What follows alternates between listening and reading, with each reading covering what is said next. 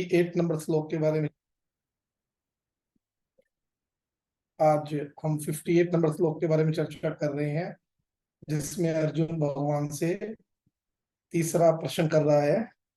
तो उसमें भगवान अर्थ कछुए का एग्जांपल देते हैं। तो भगवान क्या कह रही हैं कि अधिकांश लोग अपनी इंद्रियों के दास बने रहते हैं और वो इंद्रियों के कहने पर चलते हैं। यह है उत्तर इस प्रश्न का, योगी किस प्रकार स्थित है होता है। इंद्रियों की तुलना विषैले सर्पों से की गई है।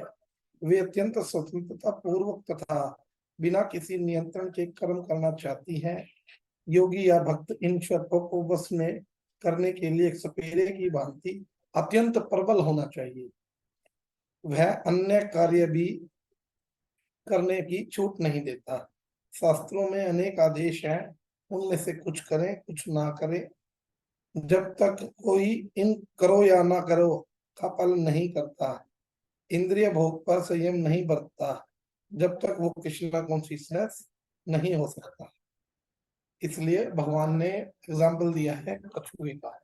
तो हम लोग इसके बारे में चर्चा करेंगे थोड़ा सा विस्तार पूर्वक, कि आप सभी लोगों को ये समझ आए।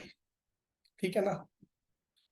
जिस प्रकार कछुआ अपने अंगों को संकुचित करके खोल के भीतर कर लेता है, कि आपने देखा है उसके 4 पैर होते हैं, है ना, और 5वां एक खोल होता है, टोपी सी होती है। वो क्या करता है, जब उसको कोई खतरा लगता है तो वो क्या करता है, चारों के चारों पैरों को, 5वां उसको उसको इस तरीके से अंदर कर लेता है कि जैसे उसने अपने प्राण त्याग दिए हैं। अगर आप उसको उठा के भी फेंकोगे तो उसको कोई फर्क नहीं पड़ता। ठीक है। तो भगवान कह रहे हैं उसी तरह से मनुष्य अपनी इंद्रियों को इंद्र विषय से खींच लेता है, जो पूर्ण चेतना में दृढ़ता पूर्वक होता है। तो जो तीसरा क्वेश्चन किया है यहाँ पे अर्जुन ने, वो क्या है, स्थिर बुद्धि वाला व्यक्ति किस प्रकार बैठता है। यहाँ पर बैठने का अर्थ यह है, कुछ समय के लिए अपने इंद्रियों के कार्यकलाप को बंद कर देना। हमारी जो इंद्रियां हैं 5, वो हर समय कार्य करती रहती हैं। तो अपनी इंद्रियों को शांत कर देना, अर्थात उनके जो कार्यकलाप है उनको बंद कर देना। यहाँ पर भगवान कछुए का एग्जाम्पल दे रहे हैं। कछुए कैसे क्यों दे रहे हैं। कछुआ एक ऐसा जंतु है जिसके शरीर में केवल एक मुख्य हड्डी होती है, और वो कौन सी होती है, वो उसकी पीठ होती है। यह पीठ एक खोल के आकार की होती है। उसका शरीर इस प्रकार का बना हुआ होता है, जिस समय वो कुछ भी खतरा देखता है तो वो तुरंत अपने सिर और अपने 4 पैर को उस पीठ के खोल के अंदर कर लेता है। ऐसी स्थिति में ऐसा लगता है कि वह जैसे मर गया है। उसे उठाकर अगर हम फेंक भी दें, है ना, तो वो ऐसा लगता है जैसे वो निर्जीव हो, उसके अंदर कोई प्राण ही ना हो, उसमें कोई गति मालूम ही नहीं पड़ती। ठीक है ना। और आपने देखा होगा कि जब युद्ध होता था, युद्ध में जो योद्धागण होते थे, जब वो ढाल तलवार से युद्ध करते थे, तो तलवार की चोट से अपने आप को सुरक्षित करने के लिए एक ढाल होता था, ढाल को आगे कर देते थे। तो वो ढाल भी कछुए की पीठ का बना हुआ होता था।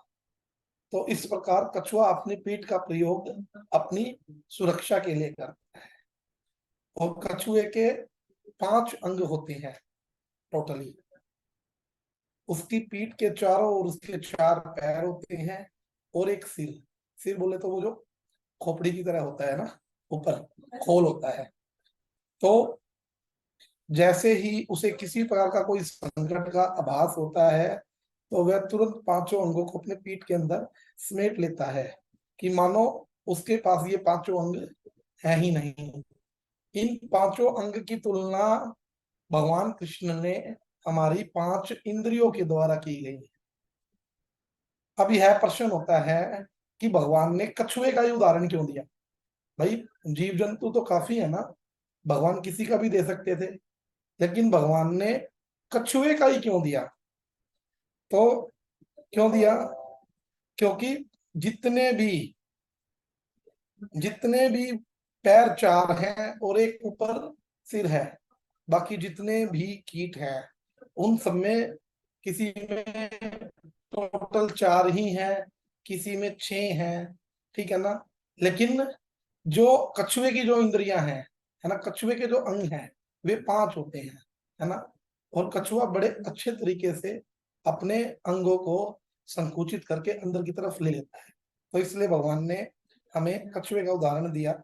और इस श्लोक पे हमारे आचार्य कहते हैं कि हमारी जो इंद्रियां हैं, हमारी इंद्रियां किसी विशेष उद्देश्य के लिए हैं, और यह विशेष उद्देश्य हम पहले ही बतलाया था कि ऋषिकेश सेवनम भक्तिर उच्यते। चैतन्य चरितामृत में लिखा हुआ है कि वास्तव में इंद्रियां ये मेरी नहीं है। क्यों? क्यों मेरी नहीं है? क्योंकि ऋषिकेश, ये इंद्रियां भगवान के द्वारा दी गई हैं, परंतु हमें अपनी इंद्रियों के ऊपर बड़ा अधिक अभिमान है। परंतु ये इंद्रियां हमें भगवान के द्वारा उसी प्रकार दी गई हैं जिस प्रकार कोई पिता के द्वारा कोई खेलने की वस्तु बच्चे को दी जाती है। हम भौतिक जगत को भोगना चाहते थे, इसलिए भगवान ने हमें ये इंद्रियां दी। और ठीक है, कहा हमें तुम भोगो, तुम इस भौतिक जगत का अनुभव कर लो, और जब तुम्हें अनुभव हो जाए कि तुम सुखी नहीं, तुम दुखी हो, तो तुम मेरे पास वापिस आ जाना। अर्थात इन इंद्रियों का जो वास्तविक प्रयोजन है वो भगवान की सेवा करना है। लेकिन क्या आप सब जानते हैं ये 5 इंद्रियां कौन कौन सी हैं? कोई है, कोई किसी के पास जवाब? ये जो हमारी सेंसेस हैं, ये 5 कौन कौन सी होती हैं? आप में से कोई बता सकता है? आँख, नाक, मुंह, आँख, नाक, मुंह, हाथ और पैर। जी, आंख, नाक, जीवा, जीवा, कान, कान और कान और हाथ और त्वचा। त्वचा, स्किन। ठीक है। जी, ये 5 इंद्रियां हैं हमारी।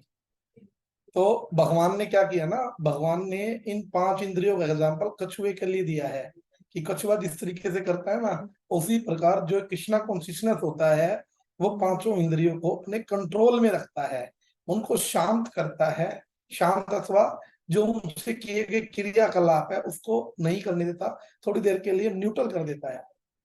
तो भगवान ने क्या कहा कि ये इंद्रियां मेरी सेवा के लिए है। लेकिन अब आगे भगवान क्या कह रहे हैं? भगवान ने अच्छा एग्जाम्पल भी दिया है ना।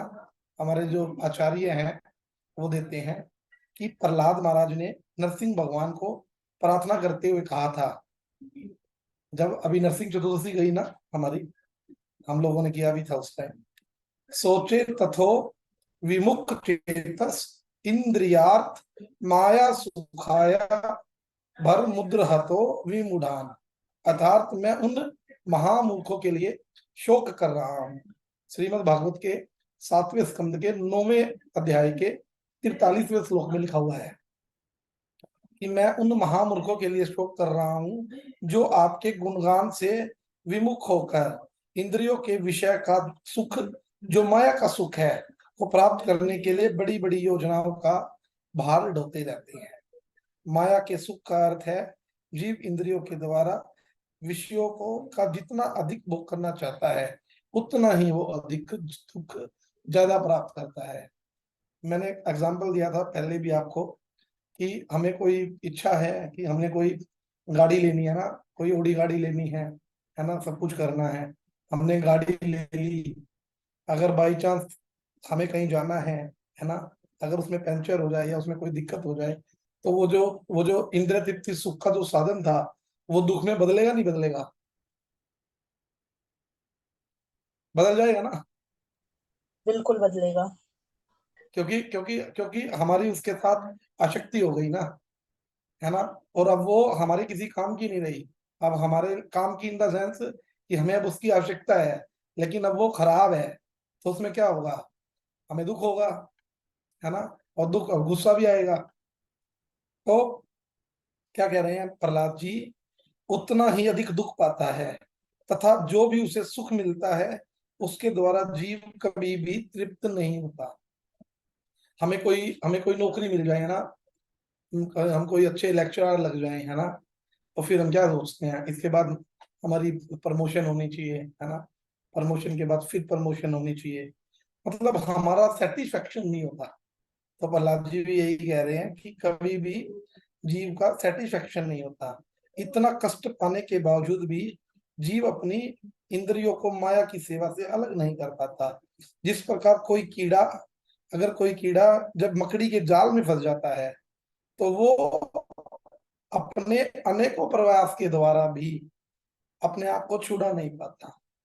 अब यहाँ पे हम गजेंद्र जी का भी वो ले सकते हैं एग्जाम्पल, कि गजेंद्र हाथी था, वो अपने इंद्रिय तृप्ति को सुख करने के लिए, है ना, वहां उसमें गया था ना, जो वो थे ना, क्या बोलते हैं उसको, जल में, सरोवर में गया था, है ना, इंद्रियों को सुख करने के लिए। और वो जब बहुत ज्यादा अपने आप को सुखी करने का सोचा, जब अपने परिवार के साथ, अपनी पत्नियों के साथ, अपने बच्चों के साथ खेल रहा था, तो क्या हुआ, उसको ग्रह ने पकड़ लिया था। और पकड़ क्या लिया, 10,000 वर्ष तक युद्ध चला गया, है ना। लेकिन जब अंत में जाके उसने जब भगवान को याद किया, जब भगवान की स्तुति की, तो जाके उसके ऊपर भगवान ने कृपा की थी, है ना। तो क्या कह रहे हैं कि लेकिन जब भगवान कृष्ण की भक्ति करता है, तो क्या होता है, फिर भगवान उसके ऊपर कृपा करते हैं। तो जो स्थिर बुद्धि वाले लोग होते हैं, है ना, उनकी क्या विशेषता होती है। यह तो सामान्य जीव की चर्चा हुई, जो इंद्रियां जो इंद्रियों के वश में होकर माया की सेवा कर रहे हैं, ठीक है ना। लेकिन जो कृष्णा कॉन्शियसनेस होता है, वो क्या करता है। हमने अभी पहले बात की एक सामान्य जीव की, कि वो माया को अपने तृप्ति भोगों के प्रति लगा रहता है ना, एक सामान्य जीव जैसे हम लोग हैं। लेकिन अब यहाँ पे बात बात हो रही है जिसकी स्थिर बुद्धि है, जो कृष्णा कॉन्शियसनेस है, हमारे आचार्यों की बातचीत हो रही है ना।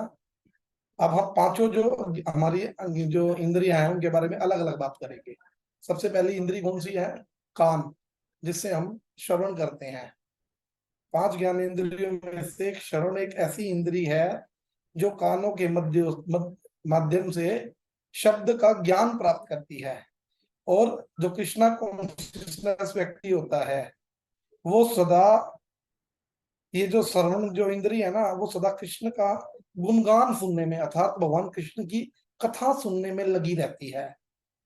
जो कृष्ण कॉन्शियसनेस होगा, जिस प्रकार उसे कृष्ण कथा सुनने का अवसर प्राप्त होता है, वो उस समय वह भक्त अपने कान खोल के, है ना, कई बार देखो हम लोग जो मोबाइल से सुन रहे होते हैं, या जैसे अभी भी आप भी सुन रहे हो, अगर आपको अच्छी लग रही है कृष्ण कथा, है ना, आप अगर कृष्ण कॉन्शियसनेस होने की कोशिश कर रहे हो, तो क्या हो रहा है उसमें, है ना, आप थोड़ा सा और वॉल्यूम तेज करोगे, अपने कान को और थोड़ा सा पास में लेके जाओगे, कि हम भगवान कृष्ण की कथा सुने, है ना। जिस प्रकार कछुआ कछुआ सुरक्षित स्थान में भी अपने अंगों को फैला लेता है। जब कछुए के ऊपर कोई संकट आता है, तो कछुआ अपने हाथ पैरों को संकुचित कर लेता है। लेकिन जब जब उसके ऊपर जब वो सुरक्षित महसूस करता है, तो वो अपनी इंद्रियों को बाहर निकाल लेता है, अर्थात अपने चारों पैरों को वो बाहर निकाल लेता है। उसी प्रकार जो कृष्ण भक्त होता है, कृष्ण भक्त जब कृष्ण कथा सुनता है, तो अपनी कान रूपी इंद्री को खोल लेता है और उसमें कृष्ण कथा सुनता है। लेकिन जब उसमें प्रजल्प चलती है, अर्थात सांसारिक चर्चाएं चलती हैं, तो वो क्या करता है, अपनी उस श्रवण रूपी इंद्री को अंदर की तरफ संकुचित कर लेता है ना, उसको अंदर की तरफ समेट लेता है।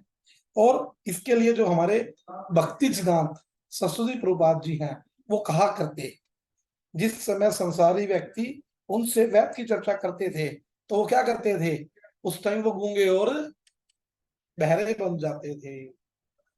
अब आप एक बात बताओ, मैं आपको एक गुरुदेव की घटना बताता हूँ। जब हम लोग गुरुदेव के पास कई बार बैठते हैं, तो कई बार कुछ लोग भी आ जाते हैं ना, तो जब तक भगवान कृष्ण की चर्चा चल रही है जब तक ठीक रहता है। जब कोई कुछ संसार के बारे में बात करते हैं तो, है ना, तो हम लोग को तो, हम तो बैठे होते हैं, हमें तो पता चल रहा है संसार की बात हो रही है। लेकिन अगर कोई गुरुदेव से अगर कोई पूछता है बाद में कि गुरुदेव आप क्या कहोगे, तो गुरुदेव कहते हैं कि क्या क्या कह रहे थे आप, मतलब गुरुदेव वहां पे गूंगा और बहरा, बहरे हो जाते हैं। अर्थात सुनना है तो कृष्ण कथा सुननी है ना, क्योंकि वो कृष्ण कॉन्शियसनेस है, अर्थात वो स्थित प्रज्ञ बुद्धि वाले हैं, है ना, स्थिर बुद्धि वाले हैं। तो दूसरी इंद्री कौन सी है हमारी, आंख, चक्षु इंद्रिया। यहां तक कि जो पृथु महाराज हैं, उन्होंने तो कहा था मुझे मुझे ये कान है ना, ये मुझे ये जो कान है ये कम पड़ गए हैं, अगर मुझे करोड़ों करोड़ों कान भी मिले तो मैं कृष्ण कथा सुनूं। और कहते हैं कि जो हम कृष्ण कथा नहीं सुनते अगर इस कान से, तो ये कान सांप के बिल के समान है ना। इनकी तुलना भागवत में सांप के बिल के समान की गई है। अगर हम इसको इंद्र तृप्ति भोग के लिए लगा रहे हैं, हमें अगर किसी की बुराई सुननी हो, है ना, तो हम लोग कितने कितने अच्छी तरीके से सुनते हैं, बिल्कुल कान लगा के सुनते हैं। अच्छा, और क्या हुआ था, और क्या हुआ था, मतलब कि हमें अच्छा महसूस हो रहा है ना। ये करता है सामान्य जीव। अब नंबर 2, चक्षु इंद्रिया, अर्थात हमारी आंख। चक्षु इंद्रिय जो नेत्र के द्वारा रूप का ज्ञान करती है ना। जो जो कृष्ण कॉन्शियसनेस व्यक्ति होता है वो क्या करता है, वो कृष्ण भक्तों के दर्शन करेगा, भगवान कृष्ण के मंदिर में जाएगा, है ना, कृष्ण के विग्रह का दर्शन करेगा, है ना, संतों का दर्शन करेगा, है ना। लेकिन लेकिन जब जैसे ही वहां कृष्ण भक्त हट जाएंगे, है ना, वो बाहर आ जाएगा या कोई ऐसी कोई वस्तु उसके सामने आ जाएगी, तो वो क्या करेगा, अपनी आंखों को बंद कर लेगा, अर्थात वहां से हट जाएगा। जैसे कछुआ करता है ना। जब कछुए को यूज करने होते हैं अपने चारों अंग, है ना, इंद्रियां, तो उसको वो क्या ना बाहर निकाल लेता है, तब सेफ होता है। अगर जब वो सेफ नहीं होता तो वो क्या करता है, चारों अंगों को अंदर की तरफ संकुचित कर लेता है। तो कहने का विषय है, ये जो आंख है, अगर आंख से हम भगवान कृष्ण के दर्शन करेंगे, साधु संतों के दर्शन करेंगे, तो इन आंखों की वास्तव में प्राथमिकता है। अर्थात कहते हैं कि अगर हम इस आंख से भगवान के दर्शन नहीं करते, तो इन आंखों की तुलना की गई है, जो मोर का पंख होता है ना, मोर के पंख के ऊपर बनावटी आंखें बनी रहती है ना, उसके समान इसकी तुलना की गई है। ठीक है। तीसरा, स्पर्श। इसके पश्चात तीसरी ज्ञान इंद्री है स्पर्श इंद्री। त्वचा के माध्यम से ये स्पर्श का ज्ञान कराती है। तीसरा, भावना भावित व्यक्ति की यह स्पर्श इंद्रिय कृष्ण भक्तों के शरीर का स्पर्श करने में तथा कृष्ण के चरणों की धूलि का स्पर्श करने में लगी रहती है। जिस समय उसे भक्तों का लिंगन और उनकी चरण रज का स्पर्श करने का अवसर मिलता है, तो वो क्या करता है, अपनी स्पर्श इंद्रिय को बाहर निकाल कर स्पर्श कर लेता है। भाई गुरुदेव के चरण स्पर्श करने हैं, है ना, हमने अब गुरुदेव गए, है ना, गुरुदेव के आगे आगे गए, गुरुदेव के पीछे से उनके चरणों की हमने रज लेनी है, अपने मस्तिष्क पे लगानी है। हमने वृंदावन धाम जाना है, वहां से वहां पे वृंदावन धाम की जो रज है उसको अपने मस्तिष्क पे लगाना है ना। जो कृष्णा कॉन्शियसनेस होगा वो इस स्पर्श को इस प्रकार से करेगा, है ना, अदरवाइज वो क्या करेगा। लेकिन जब जब परंतु जिस समय भक्त को इंद्र तृप्ति के स्पर्श का, अर्थात इंद्र तृप्ति का तो कुछ भी हो सकता है ना, आप किसी कोई जेंट्स है, कोई लेडीज को टच कर रहा है, कोई लेडीज जेंट्स को टच कर रही है, तो वो जो होगा ना उस टाइम क्या होगा, जो कृष्ण कॉन्शियसनेस होगा वो अपने आप को समेट लेगा, है ना। जिस प्रकार देवताओं की प्रार्थना से पार्वती शिव जी के द्वारा, जो पार्वती मैया थी वो शिव जी के द्वारा पुत्र प्राप्त करने के लिए जब उनको स्पर्श कर रही थी, है ना, तो क्या किया था, शिव जी ने अपनी स्पर्श इंद्री को समेट लिया था। एग्जाम्पल दे रहे हैं यहाँ आचार्यगण।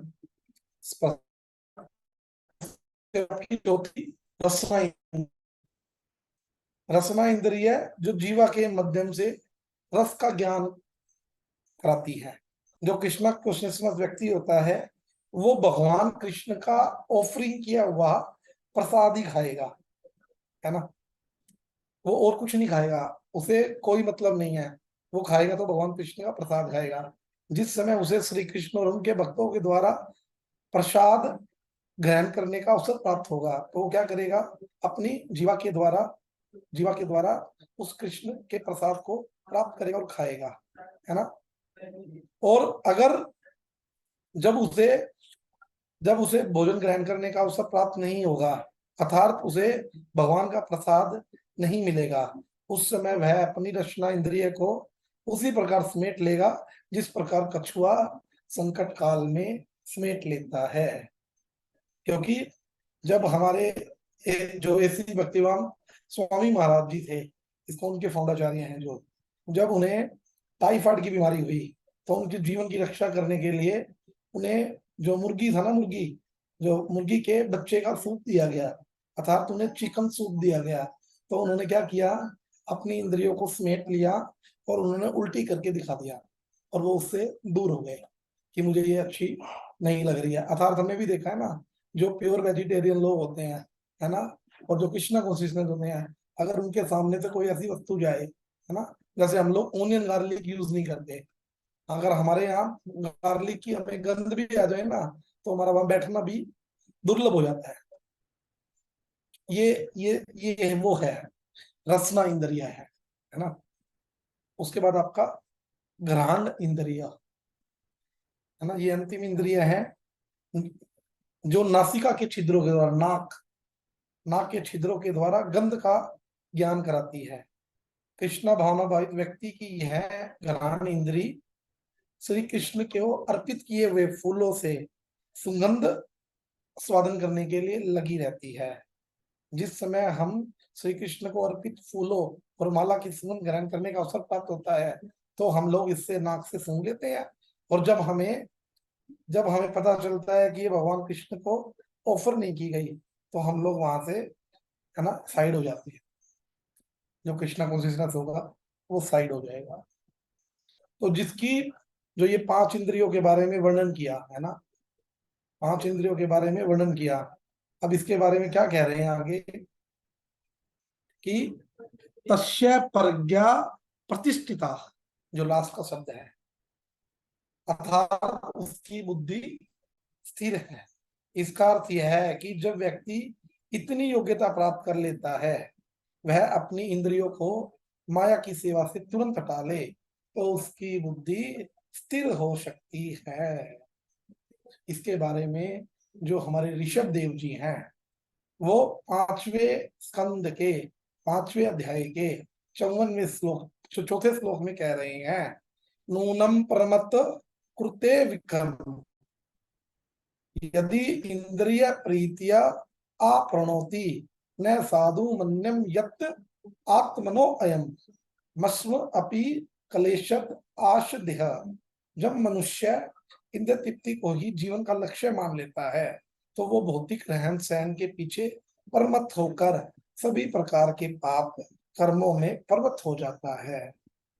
उसे ज्ञात नहीं रहता कि उसके जो पिछले कर्मों के जो पाप कर्म के कारण ही उसे यह क्षण मंगूर शरीर प्राप्त हुआ है जो दुखों का भंडार है।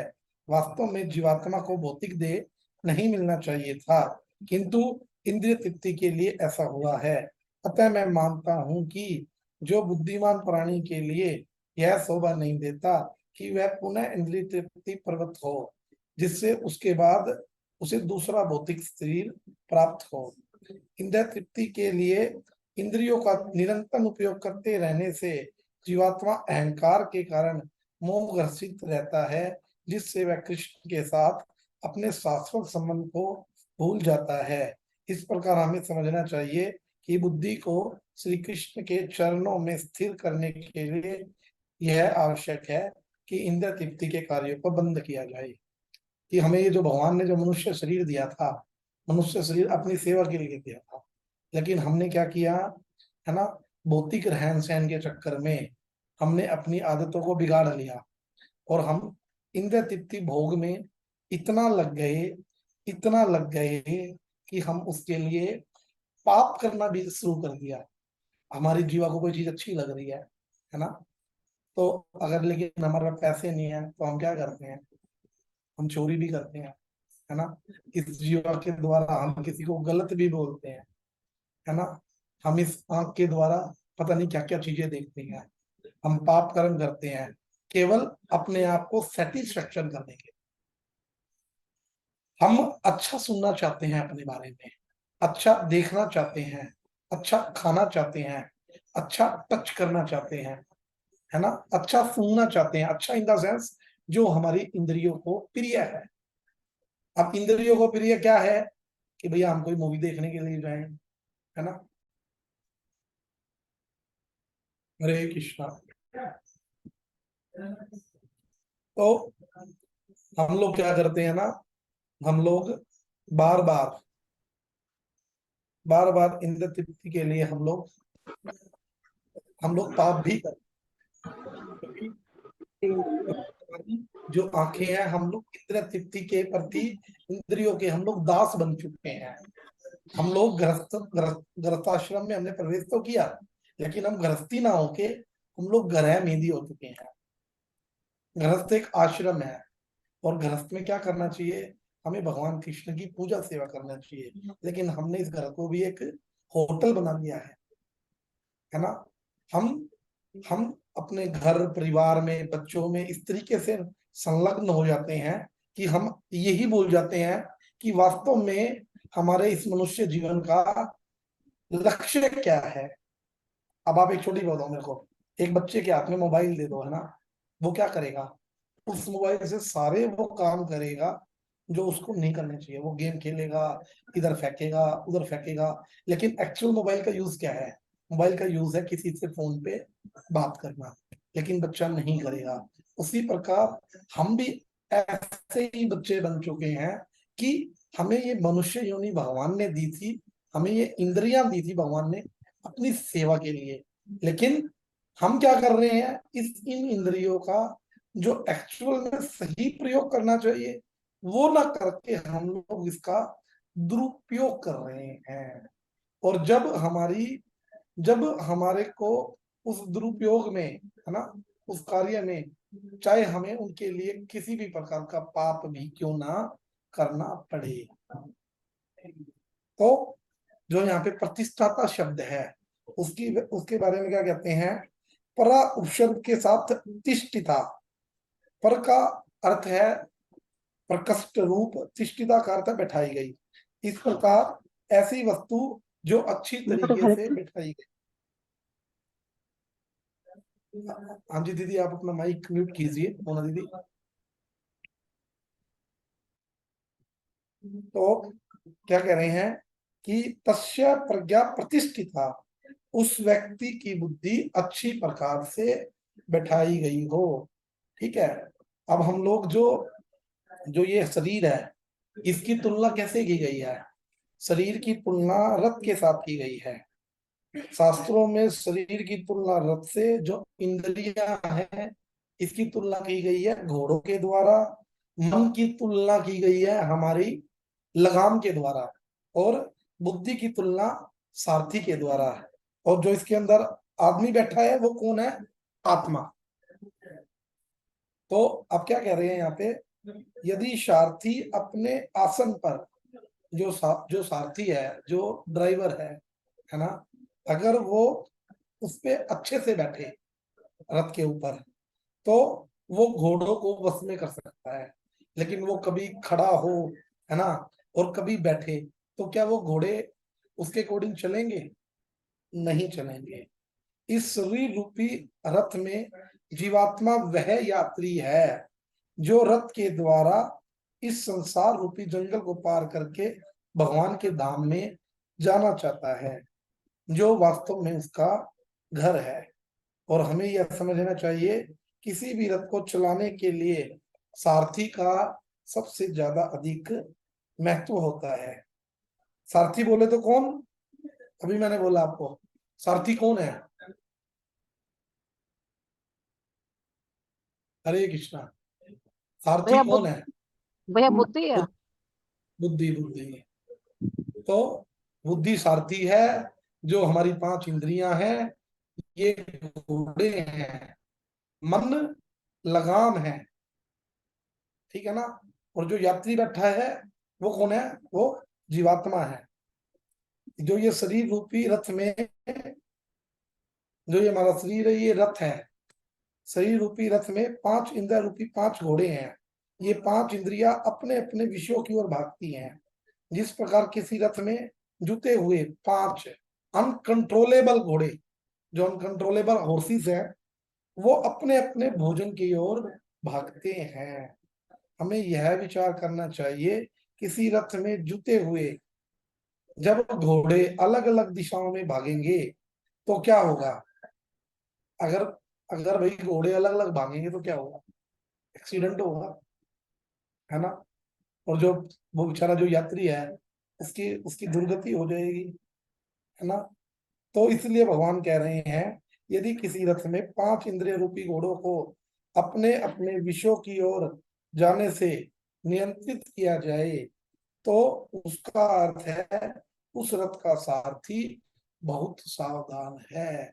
हमें हमें जो ये बुद्धि अगर हमारी जब कृष्णा कॉन्शियसनेस हो जाएगी तो क्या होगा? क्या होगा? जो हमारी इंद्रियां हैं वो भगवान कृष्ण की तरफ जाएंगी। और जब बुद्धि हमारी ढंग से नहीं बैठेगी, है ना। अर्थात क्या कह रहे थे अर्जुन? जो कृष्णा कॉन्शियसनेस होता है, जो स्थित प्रज्ञ होता है, वो कैसे बैठता है, अर्थात उसकी बुद्धि कैसे बैठती है। अगर बुद्धि ढंग से बैठेगी तो घोड़े कंट्रोल में रहेंगे, वो इंद्रियां कंट्रोल में रहेंगी।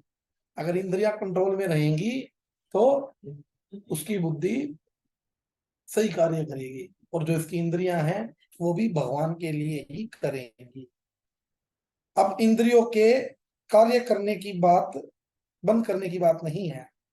यहाँ पर भगवान कह रहे हैं, इंद्रिय व्यक्ति इंद्रियों को विषय से खींच लेता है, उसकी बुद्धि स्थिर है, ठीक है। अतः कोई व्यक्ति यह निष्कर्ष निकाल सकता है कि अंतिम लक्ष्य यही है कि इंद्रियों के सभी कार्य बंद कर दिए जाएं, परंतु ऐसा नहीं हो सकता। हमें यह समझना चाहिए कि भगवान ने जो कछुए का एग्जाम्पल दिया है, जिस प्रकार कछुआ संकट के समय अपने अंगों को समेटता है और जैसे ही संकट दूर हो जाता है वो अंगों को फैलाकर दोबारा कार्य करना शुरू कर देता है, उसी प्रकार हमें भी क्या करना है? जब हमें जब हमें भगवान के प्रति कृष्ण कथा हो रही है तो हमने अपने कान के द्वारा भगवान की कथा सुननी है।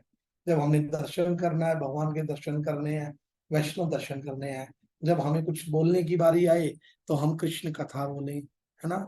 जब हमें स्पर्श करने की बारी आए तो हम भगवान के चरणों को स्पर्श करें, वैष्णवों के चरणों को स्पर्श करें। कहीं नाक को सूंघने की बारी आए, जितनी भी हमारी मतलब इंद्रियां हैं, जब भगवान कृष्ण की ओर ये रहेंगी तो क्या होगा? हमारी जो बुद्धि है वो ढंग से बैठ जाएगी। तो इस प्रकार कहते हैं, जिसकी इंद्रियां कंट्रोल में है वो स्वामी है।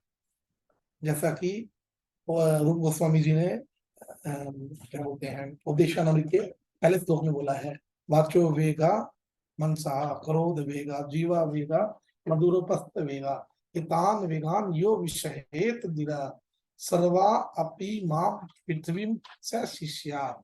कि जिसका अपनी वाणी के ऊपर, जीवा के ऊपर, क्रोध के ऊपर, है ना, उदर के ऊपर, जनेन्द्रियों के ऊपर कंट्रोल है, वो गोस्वामी है। अर्थात सारी पृथ्वी उसका शिष्य बन सकती है। तो हमें अपनी जितनी भी इंद्रियां हैं उनको भगवान की सेवा में लगाना है। कहने का तात्पर्य ये है। आप सभी को ये श्लोक समझ आया? यार श्लोक दोबारा हाँ जी बोल भैया। दे, बताना दोबारा। समझ तो आ गया, दोबारा हाँ जी। तो आ गया, थोड़ा लिखना था। ऐसा है ना, ये क्या है ना, इसमें जो 58 नंबर श्लोक है, 58 में बोला है, यदा संघर्ते च अयम कुर्मो इंद्रियनीव सवसहा। कि भगवान ने कछुए का एग्जाम्पल दिया कि भैया ये तो आ गया गीता वाला भी, आपने जो जिन्होंने एग्जाम्पल नहीं दिया, जो पांचों मतलब जीवा के ऊपर अभी, कौन सा सनातन गोस्वामी ने बोला था वो वाला भी। जो जो जो ये था, वो रूप गोस्वामी जी ने बोला था, वाचो वेगा मनसहा क्रोध वेगा जीवा वेगा उदरतस्थ वेगा एतान वेगान यो विषहेत दिरा सर्वाम अपि पृथ्वीम स शिष्या। कि जो व्यक्ति अपनी वाणी के ऊपर, अपनी जीवा के ऊपर, अपने उदर के ऊपर, उदर मैंने पेट है ना, अपने ज्ञानेन्द्रिय जनेन्द्रियों के ऊपर जो कंट्रोल रखता है ना, तो वो कौन है? वो गोस्वामी है। गो मैंने इंद्रिया है ना, और गोस्वामी जो जिसको जिसको जिसकी इंद्रियां कंट्रोल में है, वो गोस्वामी है। सर्वामपि पृथ्वी स शिष्या, कि उसके ऊपर, वो सारी पृथ्वी के ऊपर शासन कर सकता है, सारी पृथ्वी उसका शिष्य बन सकती है। ऐसा रूप गोस्वामी जी उपदेशानामृत के पहले श्लोक में कह रही है।